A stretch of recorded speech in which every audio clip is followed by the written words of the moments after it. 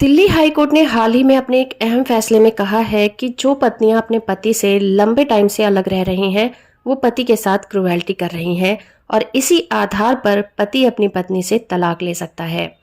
Justice Suresh Kumar कैत और नीना बंसल की bench ने ये अहम फैसला सुनाते हुए कहा कि काफी टाइम से अलग रहने के बाद अब उनके एक साथ रहने की कोई भी संभावना नहीं है, तो पत्नी को ये हक नहीं है कि वो अपने पति को तलाक देने से रोके, क्योंकि पति दूसरी शादी करना चाहता है।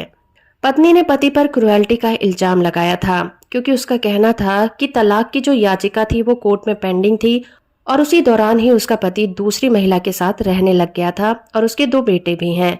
लेकिन कोर्ट ने भी देखा कि ये दोनों कपल 2005 में अलग हो गए थे और इतने लंबे टाइम से अलग रहने के बाद अब उनके साथ रहने की भी कोई संभावना नजर नहीं आती। इस कपल की मैरिज 2003 में हुई थी और ये 2005 में अलग हो गए थे और अलग अलग रहने लगे थे।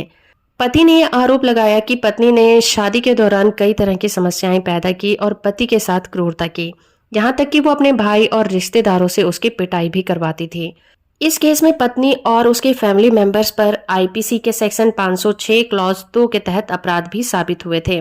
एप्लीकेंट पत्नी ने यह तर्क दिया कि उन्होंने बहुत ही शानदार शादी की थी, इसके बावजूद भी पति की मांगे जो थी वो बढ़ती जा रही थी। उसने कहा कि उसकी सास ने कुछ दवाइयां उसे ये कहकर दिया था कि उसे बेटा पैदा होगा, लेकिन उनका मकसद उसका अबॉर्शन करवाना था। इन सभी बातों पर विचार करने के बाद कोर्ट ने कहा कि भले ही पत्नी ने यह दावा किया हो कि उसे दहेज के लिए उत्पीड़न सहना पड़ा हो, वो क्रूरता की शिकार हुई हो, लेकिन इसके रिगार्डिंग उसने कोर्ट में एक भी सबूत पेश नहीं किए थे, जिसका मतलब ये हुआ कि वो अपने ऊपर हुए अत्याचार को साबित नहीं कर पाए।